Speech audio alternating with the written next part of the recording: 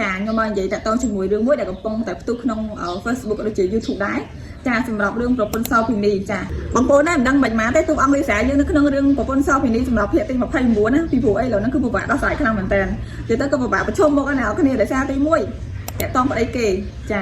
ប្រពន្ធគេដឹងម្ដាយគេក៏ដឹងអញ្ចឹងទៅគេក៏កំពុងតែរកវិធីដើម្បីចាត់ការនាងអញ្ចឹងទៅ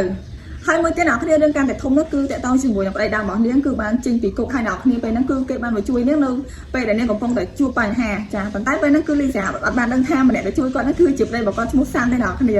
ដល់ពេលអញ្ចឹងទៅអ្នកគ្នានៅពេលដែលប្រពន្ធដើមរបស់គេចេញទៅបាត់ចាអញ្ចឹងក៏សាន់ហ្នឹងបានបង្ហាញមកឲ្យលីសាឃើញអ្នកទាំងអស់គ្នាពេលហ្នឹងគឺលីសាពិតជាមានអារម្មណ៍ថាស្រឡាញ់កាំងខ្លាំងមែនតើពីព្រោះមិននឹកស្មានដល់ប្តីរបស់គាត់ហ្នឹងត្រឡប់មកវិញលឿនម៉េចពីព្រោះពេលចឹងតើអ្នកនរគ្នាមិនដឹងថាទូអង្គលីសានឹងសម្ដែងបែបណាទេអ្នកនរគ្នាចាំមើលមានពេលមួយប្រកាសជាប្តីគាត់ប្រាំងហ្នឹងក៏បានជួបគាត់មួយទៀតប្តីដើមក៏ជួប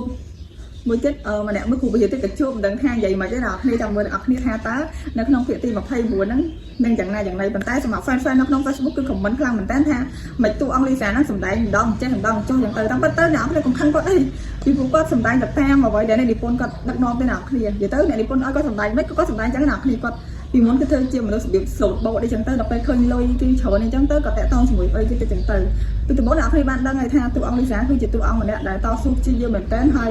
ស្រឡាញ់ប្តីគាត់ណាទោះបីប្តីគាត់ធ្វើបានមិនក៏ដោយប៉ុន្តែចុងក្រោយគាត់អធិពលដុល្លារគឺអាចជួយគាត់បានអ្នកនរគ្នាតោះចឹងតែអ្នកនរគ្នាត្រៀមទាំងអស់គ្នាត្រៀមថ្មត្រៀមទូរស័ព្ទឲ្យទៅសម្រាប់ចាំមើលទស្សនាភាពបន្តថាតើ